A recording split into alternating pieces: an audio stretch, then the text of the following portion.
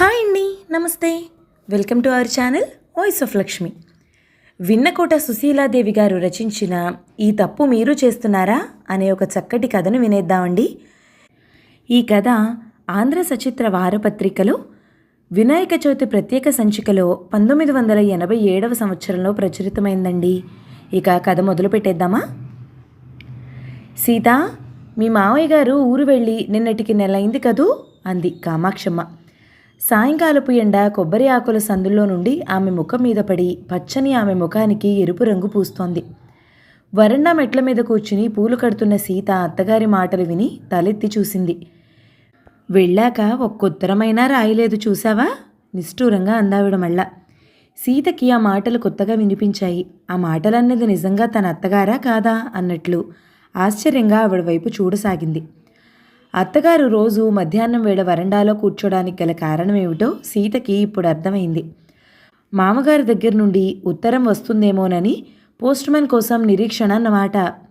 పోనీ మీరు రాయొచ్చుగా అంది సీత. ఆ మాట వినగానే కామాక్షమ్మ ముఖం వెలవెలపోయింది. తడబడుతూ నేను అబ్బే ఏం బాగుంటుంది అంది. సీత ఏదో అనబోయింది. ఇంతలో భర్త రాజారావు లోపలి నుంచి సీత అని పిలవటంతో చేస్తున్న పని ఆపి సీత లోపలికి వెళ్ళింది. కామాక్షమ్మ అలాగే చెక్కిట చేతిని చేర్చి ఆలోచిస్తూ కూర్చుంది. ఎదురుగా జామ చెట్టు కొమ్మ మీద చిలకలు 2 పళ్ళు పక్కపక్కన కూర్చుని ముక్కులు పొడుచుకుంటున్నాయి. ఎక్కడ నుండో 2 ఉడతలు 2 పక్కల నుండి హడావిడిగా వచ్చి దగ్గర చేరి క్షణంసేపు పలకరించుకుని తిరిగి చెరోవైపు వెళ్ళిపోయాయి. వాటిని చూస్తుంటే ఆమెకు భర్త గుర్తుకొచ్చాడు. నెల రోజుల క్రితం భర్త పెద్ద కొడుకు వెంట హైదరాబాద్ వెళుతూ ఏదో చెప్పాలని తన దగ్గరికి వచ్చాడు. కొడుకు వెంట వెళుతున్నాడనే ఆనందం ఆయన ముఖంలో కనపడలేదు. చాలా వాడిపోయి ఉంది. కామాక్షి వెళుతున్నా అతి కష్టం మీద ఆ మాట మాత్రమని ఊరుకున్నారు.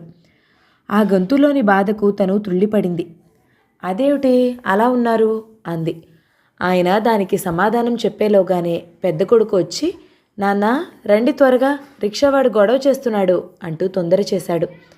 ఆయన తనతో చెప్పాలనుకున్న ఆ మాట ఏదో చెప్పకుండానే వెళ్ళిపోయారు. ఆయన వెళుతున్నప్పటి ఆ రూపం ఇంకా తన కళ్ళ ముందు మెదులుతూనే ఉంది. కళ్ళు చెమ్మగిల్లి ఉన్నాయి, కాళ్ళు తడబడిపోతున్నాయి. జంట వీడిన ఒంటరి పక్షిలా బాధగా బరువుగా వెళ్ళిపోయారాయన. ఆయన వెళ్ళినప్పటి నుంచి తనకేం తోచటం లేదు. మనసులో ఏదో దిగులు. ఎడారిలో ఒంటరిగా నిలుచున్నట్లుంది తన పరిస్థితి. తన మనసులోని బాధ ఎవరికీ చెప్పుకోలేనిది. చెప్పినా నమ్మరు, తనని నవ్వుల పాలు చేస్తారు. ఏం చెయ్యాలి? ఈ దిగులు తీరే దారే లేదా? కామాక్షి చింతించసాగింది. నానమ్మా, ఇలా చీకట్లో కూర్చున్నావే అంటూ మనవడొచ్చాడు. మనవడి మాటలతో కామాక్షమ్మ ఆలోచనల నుండి బయటపడింది. నానమ్మ లోపలికి రా, ఇక్కడ చలిగా ఉంది. ఆమె చేతిని పట్టి లాగాడు. కామాక్షమ్మ లేచి వాడి వెంట లోపలికి నడిచింది. యాండి, ఈ మధ్య మీ అమ్మగారిలో చాలా మార్పు వచ్చింది, గమనించారా? ఆ రాత్రి సీత భర్తను అడిగింది. అవును, చాలా ఉత్సాహంగా ఉంటోంది. మీకు చత్వారం బాగా వచ్చినట్లుంది. ముందు కళ్ళ డాక్టర్ దగ్గరికి వెళ్ళి పరీక్ష చేయించుకోండి అంది చిరుహాసంతో. నాకేం బాగానే ఉన్నాగా. మీకు కాదు, మీ కళ్ళకు బాగాలేదు. లేకపోతే ఏమిటండి? ఆవిడ పుట్టెడు దిగులుతో రోజు రోజుకి శుష్కించిపోతున్నారు అంది. పడుకున్నవాడల్లా ఆ మాటతో లేచి కూర్చున్నాడు రాజారావు. అమ్మ దిగులుగా ఉందా? అదంతా నీ భ్రమ సీత. కాదు స్వామి, ఆమె గారు ఈ మధ్య సరిగా భోజనం చేయటం లేదు, నిద్ర కూడా పోవటం లేదు తెలుసా? ఒంట్లో బాగాలేదేమో, కాస్త కనుక్కోపోయావా? ఒంట్లో కాదు, మనసులో. అంటే? ఆవిడ బాధంతా మామగారి కోసం నవ్వుతూ అంది. రాజారావు విసుక్కున్నాడు. చాలే, పెద్దవాళ్ల గురించి ఆ వేళాకోళం ఏమిటి? సీత సీరియస్ అయిపోతూ నిజమే చెప్తున్నానండి, ఆవిడ రోజు పోస్ట్మ్యాన్ కోసం ఎదురు చూస్తున్నారు. అన్నయ్య ఉత్తరం రాయలేదని చూస్తుందేమో. కాదు, మామగారు ఉత్తరం కోసం అంటూ సాయంత్రం ఆవిడకు తనకు జరిగిన సంభాషణని వివరించింది. రాజారావు విస్తుపోయాడు. నిజమే నాను చెప్పేది? సీత నొచ్చుకుంటూ ఇందులో అబద్ధం చెప్పాల్సిందేముంది, నా పిల్లల తోడు నిజమే అంది. రాజారావు ఆలోచనలో మునిగిపోయాడు. సీత చెప్పిన విషయాలు అతనికి చాలా కొత్తగా ఉన్నాయి. ఎలా నమ్మాలో తెలియటం లేదు. ఆవిడ మామగారిని విడిచి ఉండలేకపోతున్నారు. ఆమెను కూడా హైదరాబాద్ పంపకూడదు అంది. సీత, నీకు తెలీదు, నేను అన్నయ్య చాలా ఆలోచించే ఈ నిర్ణయం తీసుకున్నాం. ఏం ఆలోచించారు? చెప్తాను, రాజారావు చెప్పసాగాడు. సీత, నాన్నగారు ఓ ప్రైవేట్ కంపెనీలో సూపరింటెండెంట్గా చేసేవారు. కొద్ది పొలం, సొంత ఇల్లు ఉండటంతో సంసారం ఏ కొరత లేకుండా సజావుగా సాగిపోయేది. మేం ముగ్గురం, నాకొక అన్నయ్య, ఒక చెల్లెలు. మాకు ఇంట్లో ఏ లోటు ఉండేది కాదు. కానీ ఇంటి వాతావరణమే బాగుండేది కాదు. నాన్నగారు, అమ్మ ప్రతి చిన్న విషయానికి వాదించుకునేవారు. ఒక్క క్షణం వారికి పడేది కాదు. సాధింపులు, ఘర్షణలు. మేం పెద్దవాళ్ళు అవుతున్న కొద్దీ ఆ విభేదాలు ఇంకా ఎక్కువయ్యాయి. వాళ్ళు అన్నేళ్ళు ఒకే గూటి కింద కలిసి ఎలా కాపురం చేశారా అనిపించేది మాకు. రోజు ఇంట్లో వండాల్సిన కూర దగ్గర నుండి మా చదువుల వరకు అన్నిట్లోనూ ఘర్షణలే, వాదోపవాదాలే. ఉదాహరణకు నీకో సంఘటన గురించి చెప్తాను. మా ఇంట్లో నిమ్మ చెట్టు ఉండేది. కొంతకాలం బాగా కాయలు కాసింది. ఆ తర్వాత ఎందుకనో ఎండిపోయింది. ఒకరోజు నాన్నగారు ఆ మొక్కను కొట్టేయడానికి నిర్ణయించి పని వాళ్లను పిలిచారు. అది చూసి అమ్మ వెంటనే కొట్టడానికి వీల్లేదని చెప్పింది. ఎండిపోయింది కదా, ఇంకెందుకు దిష్టిబొమ్మలా అంటాడు నాన్న. ఎండిన మొక్క అయితే మళ్ళా చిగురుస్తుంది అని అమ్మ వాదన. ఇలా ఇద్దరూ గంటసేపు వాదించుకున్నారు. చివరకు చెట్టు కొమ్మలు నరికి మొదలుంచారు. దొడ్లో ఇప్పటికీ ఉంది, నువ్వు చూసే ఉంటావు. అది ఇప్పటికీ చిగర్చలేదు. ఇలాంటివి రోజు మొత్తంలో ఎన్నో. ఒకళ్లకు వ్యతిరేకంగా చేస్తే మరొకరికి కోపం వచ్చేది. నాన్నగారు టీ పెట్టమని అడిగితే అమ్మ కాఫీ ఇచ్చేది. నాన్నగారు గ్లాస్ నేలకేసి కొట్టి వెళ్ళిపోయేవారు. ఆ తర్వాత పెద్ద గొడవ జరిగేది.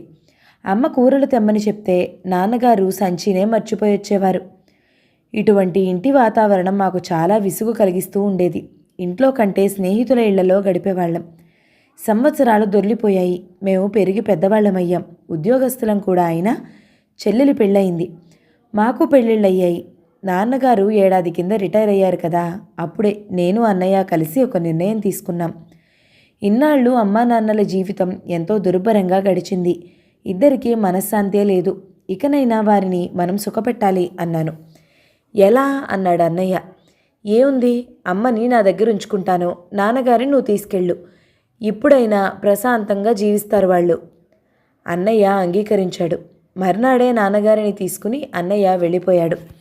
అమ్మ ఇక్కడే ఉండిపోయింది అని చెప్పి, సీత, ఈ జీవిత చరమదశలోనైనా వాళ్ళు హాయిగా ఉండాలని నేను అన్నయ్య ఆలోచించి ఈ నిర్ణయం తీసుకున్నాం అన్నాడు రాజారావు. మీ అమ్మగారు ఆయన వెళ్ళాక 2-3 రోజులు బాగానే ఉన్నారు. ఆ తర్వాత మారిపోయారు. మనసులో ఎందుకో తీవ్రంగా బాధపడుతున్నట్లు తోస్తుంది అంది సీత. రాజారావు తేలిగ్గా నవ్వేస్తూ, మరేం లేదులే, ప్రతిరోజు మా నాన్నతో గొడవ పట్టడం ఆవిడకు అలవాటైపోయింది కదా. ఇప్పుడు అలా ఎవరూ పోట్లాడేవాళ్ళు లేక ఆవిడకు దిగులుగా ఉండేదేమో అన్నాడు. అంతేనంటారా? నీకు తెలుసుగా వాళ్ళెలా కలహించుకునేవాళ్ళో.